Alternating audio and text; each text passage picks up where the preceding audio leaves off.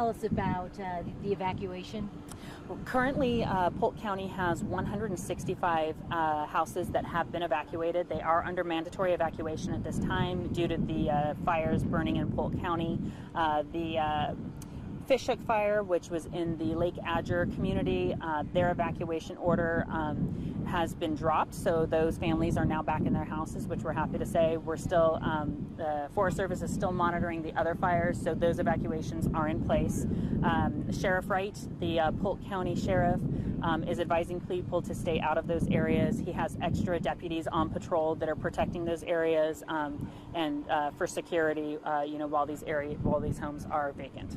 So I know some people have been told to, download an app that would give them alerts, but you're also posting information on your website, right? Correct. Thank you. So the Polk County is posting information. We are posting the Forest Service press releases. We're posting Polk County press releases, any maps that we receive from the Forest Service, and then also any additional evacuation, shelter information, dog and livestock boarding, evacuation information for that. So that can be found at polknc.gov/fire updates.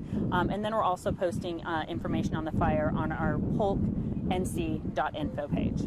I know that if people have pets, they might be reluctant to leave because the emergency shelters aren't allowing them to take them with them, right? Correct. But there is help. Yeah, so the Polk County shelter does not allow pets at this time. So the animal control for Polk County is coordinating that, anything from a cat, a dog, to a horse. They just picked up some goats and a bunch of turkeys and some chickens, and they are housing them safely right now. So we're real appreciative to them. All you have to do is contact the animal control, and she will get your animals to a safe place. And that's Patty Lucas, right? That's Patty Lovelace. Lovelace, yes. Okay, so she would have that new information about the animals they've collected today? Yes, she would. Okay. Yes. What else would you like people to know? So the fire area is in a no-fly zone. So I know people want to take a look and maybe put up their personal drones. Now is not the time. We have firefighting aircraft in the area. They're doing a very important job. So the FAA has deemed 5 nautical miles from around the fire as a no-fly zone. So we want to make sure that people are aware of that and that they're heeding that warning. To include, we are in a current state of no burning, so we don't want any of the Polk County residents burning at this time.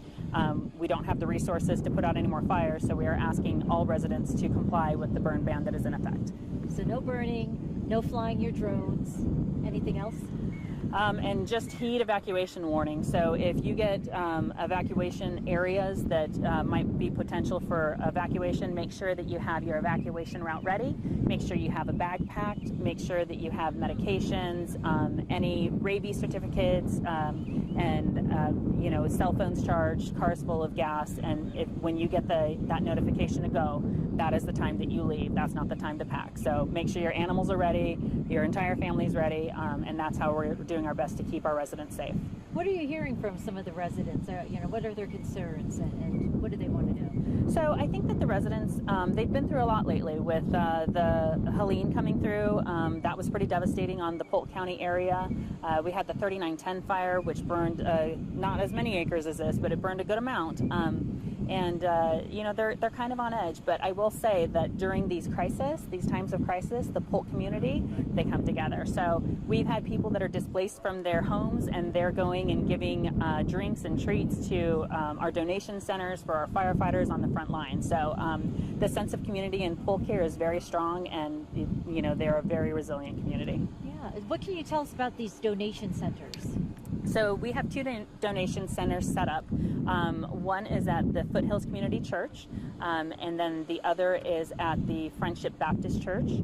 And they're both taking donations, and then they're coordinating with the Forest Service, and they're taking those donations directly to them and distributing them to the front line. So to these firefighters, we're making sure that they're staying fueled, so that they can keep their energy up, because they are working extremely hard, long hours in, difficult terrain. These mountains are very, very steep, so they are earning those calories that those snacks are given. Carrying that stuff with them too. Yes, and in the smoke, that's something that we have. We're in a code red for the smoke advisory. So we are advising any residents that may have some breathing issues or could be sensitive to that to either wear an N95 mask when they're out or try to remain indoors during this time, because the smoke particulates can be very harmful and aggravating. Sure. Anything else? I think that's all that we've got going right now. So yeah, just make sure that everyone stays updated on those two websites, and we'll keep trying to push information. And you know, we're real excited with this amazing partnership that we have, not only with the Forest Service, but all of the neighboring departments from across North Carolina, neighboring states that have come in to support us. Polk County is very grateful for all of them.